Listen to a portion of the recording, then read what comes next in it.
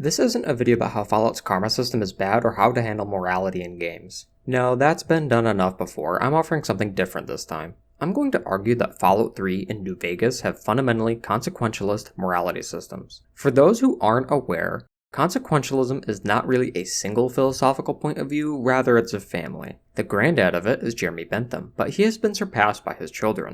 Not his literal children, mind you, just people with better ideas. Anyway, this isn't a video about defending or attacking consequentialism, rather it's half educational and half entertaining. I'm just making the case that the karma system is fundamentally consequentialist and that's it. But at the end of the video, I will highlight a few interesting problems due to how it's presented in each of the games.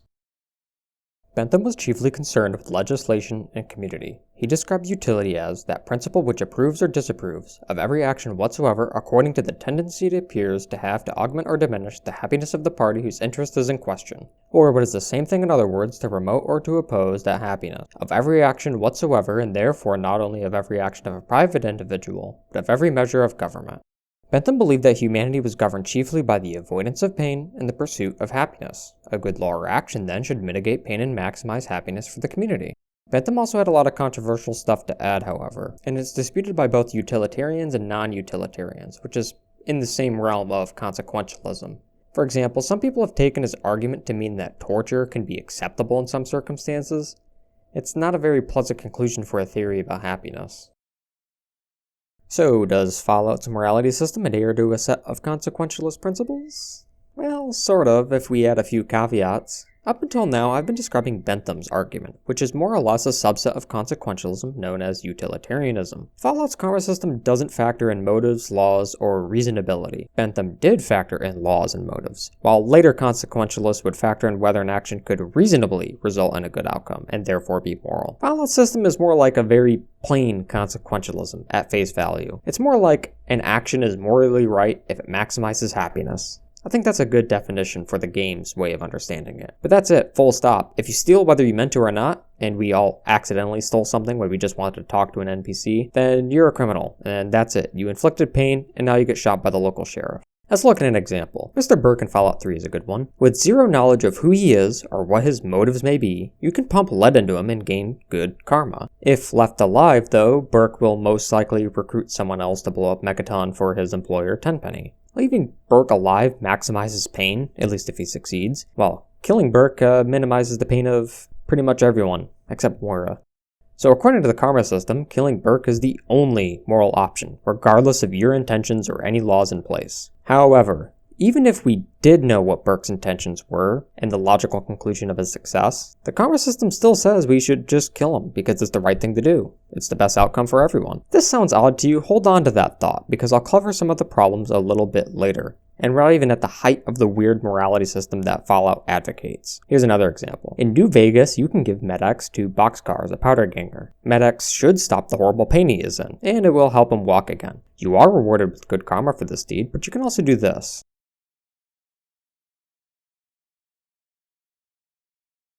And you will also gain good karma. But if we go back to Fallout's ethical system, something seems a little off.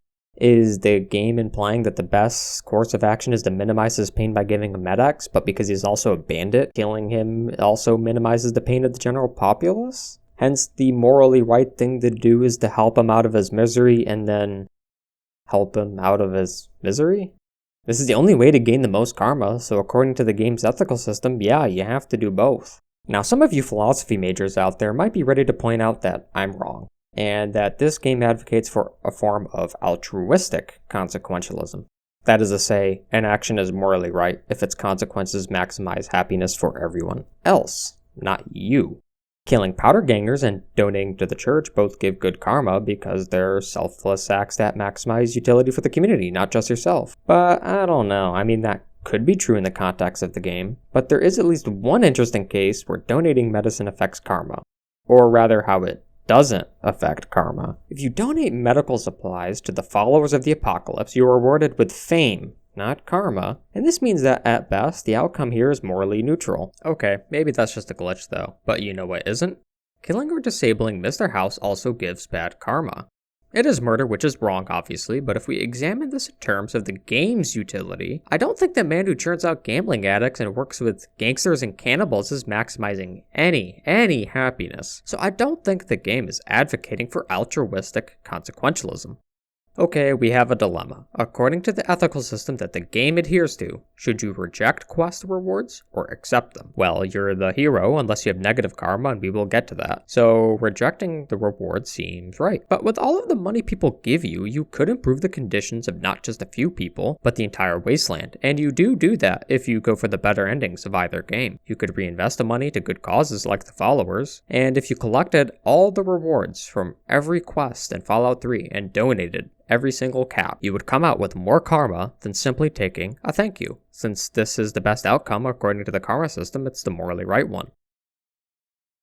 Alright, enough about being a good guy. You can lose karma for stealing, even if it's by accident. This is because theft, whether you intended it or not, leads to more pain than if you didn't steal. Tried talking to an NPC and nudged the mouse the wrong way? Yeah, you're a villain now. You also get bad karma for stealing from bad guys. Want to be creative and disarm an entire bandit camp by stealing their guns? Think again, villain. Not only are you maximizing pain by stealing, you're letting these ontologically evil beings roam the earth. Yeah, the game isn't too consistent. Now people have essentially evil natures, which is another discussion entirely. So while the bandits are ontologically evil, you are too if you have enough bad karma. At that point, even powder gangers could be theoretically good just for killing you, even if they just want to take your stuff. Caesar's Legion would be morally right in murdering you, even if for purely ideological reasons, if you have negative karma. According to the game system, you lose the right to live if you have evil karma. So you might have noticed a couple of problems while watching this video. Firstly, I'm a villain for accidentally stealing. How does that make any sense? Secondly, this sort of system kind of advocates for killing lots of people. And lastly, it emphasizes greater good even at the expense of individuals. I know I said I wasn't going to attack consequentialism, but I have to bring these points up.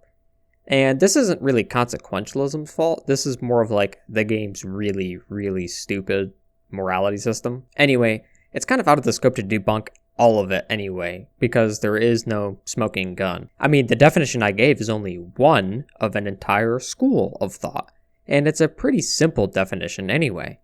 So I'm just going to be focusing mostly on just the game system. First off, theft being universally wrong no matter the context is a little extreme. Is it really theft if I'm stealing the guns from a bunch of bandits who will turn those guns on innocents at the drop of a hat? The karma system says we get -5 points for stealing. I might gain positive karma for giving a beggar a few caps, but if that person is a powder ganger, I should have just killed him. And that leads me to the second problem. The game wants you to kill tons of people. Forget rehabilitation, forget mercy, and forget peace. This game is out for blood. Shouldn't we try to at least imprison criminals instead of just killing everyone on sight? Also, it runs against common sense at times. Let's say I approach a powder ganger who isn't attacking me on sight.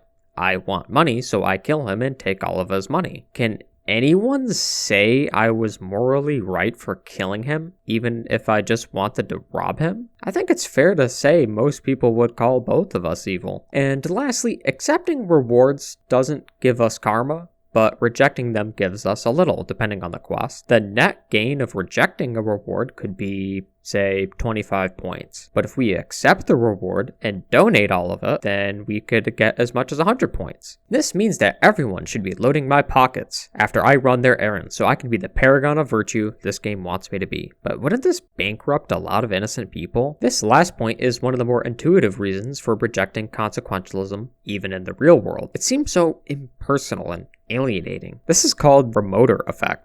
Anyway, the karma system was interesting, but honestly, I'm glad it's gone. It gets a few things right, but gets so much wrong, even in a consequentialist framework. Okay, so I keep saying it's consequentialist. I should add an asterisk. It's like 85% of the time it is, but 10% is bug Bethesda at work, and the remaining 5% is just pure insanity.